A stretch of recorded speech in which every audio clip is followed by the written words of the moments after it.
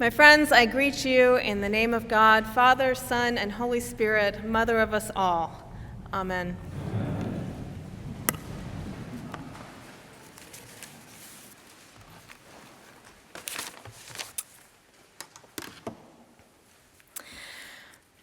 So, as Andrew shared, my name is April Stace.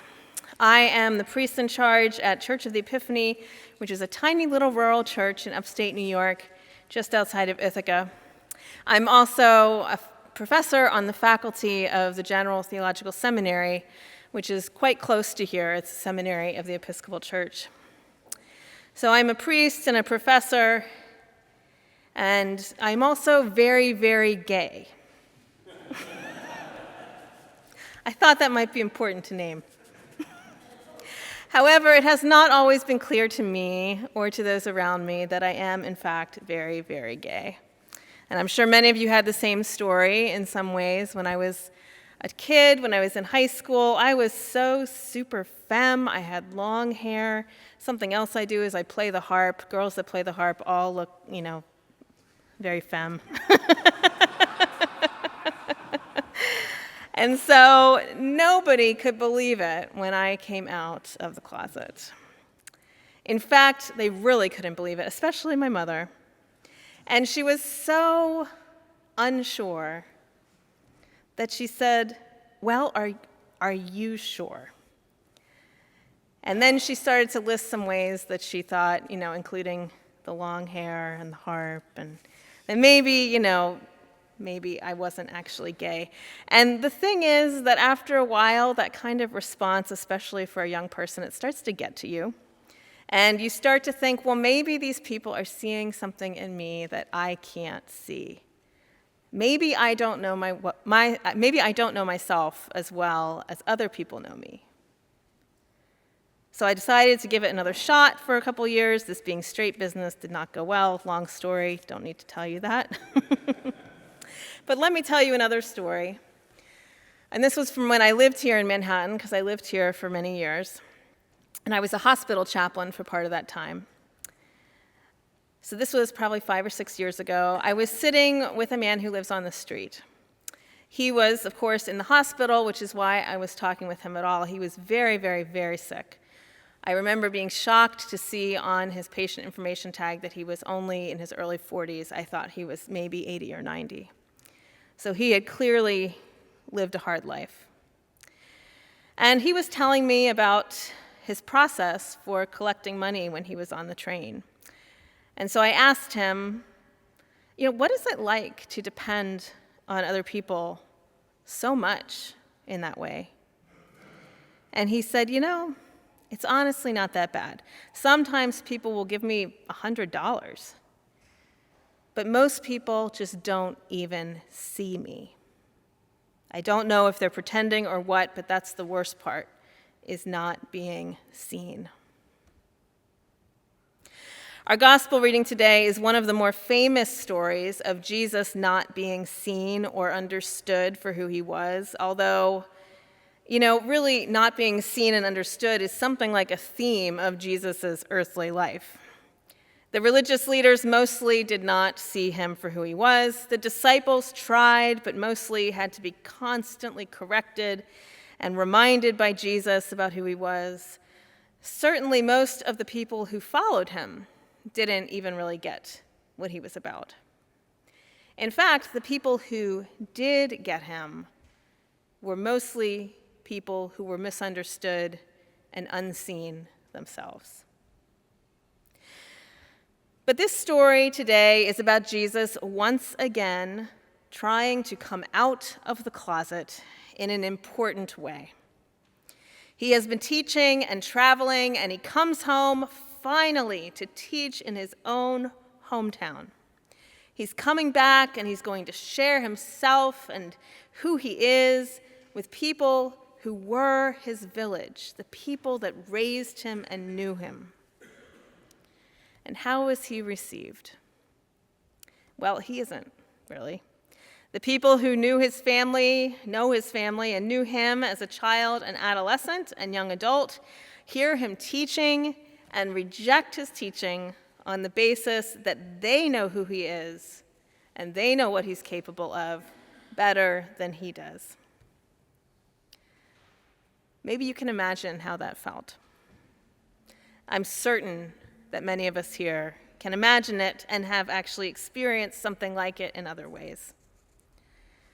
But I'm thinking today especially of those who exist on the margins, even in the queer community, who struggle to have their voices and perspectives taken seriously, particularly those whose queerness intersects with disability or poverty or ethnicity or race or age or religion in ways that can put their well-being and even their very lives at risk. So I used to live here in Manhattan, but as I said, my family moved to the Finger Lakes a couple years ago. I've lived in or near cities my entire life, which, to be honest, is most of the reason we wanted to move to the Finger Lakes.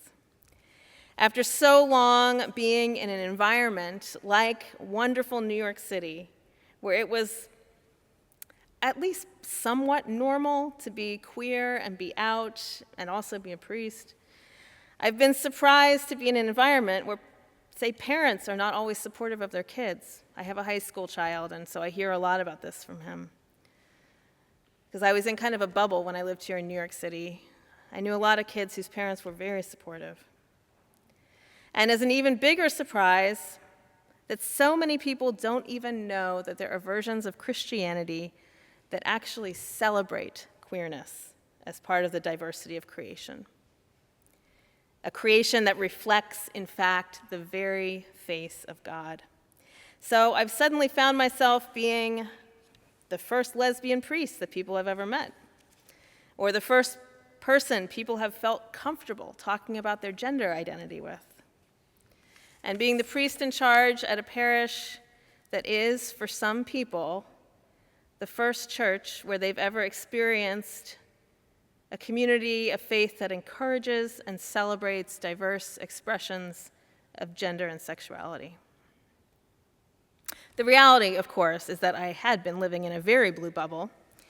And of course, in many situations across this country, and even here in liberal, wonderfully progressive Manhattan, it's safer and healthier for LGBTQIA+ people to not be in church. It's a wise move in many places for people to leave their churches when they come out, because their churches preach and practice harm against queer people. I ask you to sit with that for a second, that sometimes the best advice for a queer person is actually to leave church when it's too painful, when it's not safe. And there was actually a study done several years ago about transgender youth who attend non-affirming churches. And the study showed that trans youth in non-affirming churches had a significantly higher risk of death by suicide than trans youth who were not a part of a church community. And again, I want to ask you to sit with that for a second because it's so profound. The church can do real, irrevocable harm to young people, to young trans people.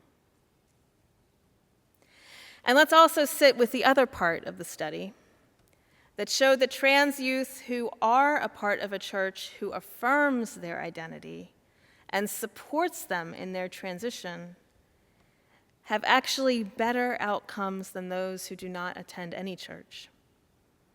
That's right. Being a part of a church that supports trans youth cuts the risk of suicide in half.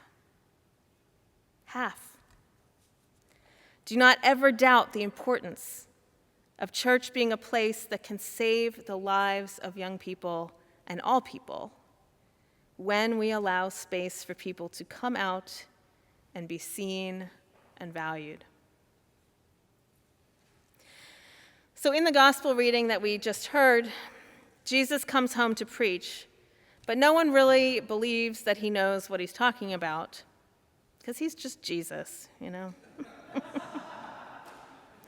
The guy they grew up with. But the most striking part of the story for me, and maybe you caught this too, is that it says that because of their unbelief, because of their commitment to the Jesus they used to know and not the one in front of them, because of their unbelief, he did not do many deeds of power there. In another translation, it says he did not do many miracles there. So he didn't do much there. He didn't do very much good there because people could not make room for the truth that there was more to Jesus than they thought they knew. There was no allowance made for Jesus to just, be Jesus. Do you feel the weight of that? That our prejudices and our biases and our unwillingness to see people as who they are stops God from doing good work. So, my friends, just as much as I hope that you will never doubt the power of the church to save lives, I equally or even more hope that you never doubt the importance of trans youth and all trans people in the church. Do not ever doubt the importance of queer people in the church. Do not ever doubt the importance of intersex, ace, polyamorous, genderqueer, pansexual, androgynous, two-spirit, lesbian, bisexual, and gay people in the church. Fellow queer folk, we are indispensable to the church. We are indispensable to the church being and becoming the church, even if and when the church doesn't know it. Even if and when we have to explain for what seems like the 20th time why having gender-neutral restrooms is important.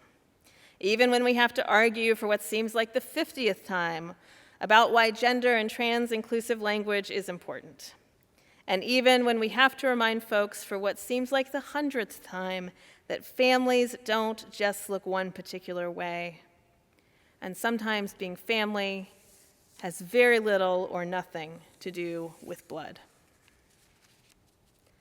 And even when we have to remind one another that to be queer means to be allies for one another, especially for queer folk whose identity intersects with disability or poverty or race or ethnicity or age or religion in ways that put their well-being and even their very lives at risk. Because when we commit to seeing a person, we need to commit to seeing all of a person. Not just the parts of them that we are most comfortable with, not just the words they use for themselves that we already know, not just the identities that we share with them. I wonder about the church, not just the Episcopal Church, but the church at large. What good work is not being done simply because we refuse to see people as who they say they are, and instead only see the ways they don't measure up to what we hope or expect of them, or because they actually might exceed what we hope or expect of them, and we don't see that either? What acts of God are being stifled because of our own unwillingness to take the spiritual risk of actually seeing another human being and being changed, being converted by that seeing? Because actually seeing another human being is a conversion experience every single time it happens. That's why we generally avoid it when we can, because it's an incredible risk. It means being changed. And it's an incredible risk, I want to say, from both sides. For those of us who struggle to be seen and heard, for those whose places at the table are smaller or non-existent unless we agree to be small and quiet and fit into a box, it's the risk to step out of the box and make yourself known. For those of us who are mostly seen as competent in the room, those of us who never struggle to be seen or heard, it's the risk of embracing humility. It's the risk of handing over power to people that don't have the same kinds of education and experience that you do and might do things differently. For both sides of this social equation, it's the risk of growth. It is the risk of spiritual, communal growth. And I want to say it's a spiritual discipline to do this. It takes work. But the fruit of the labor is nothing less than getting to see more of the very face of God in one another. Thanks be to God.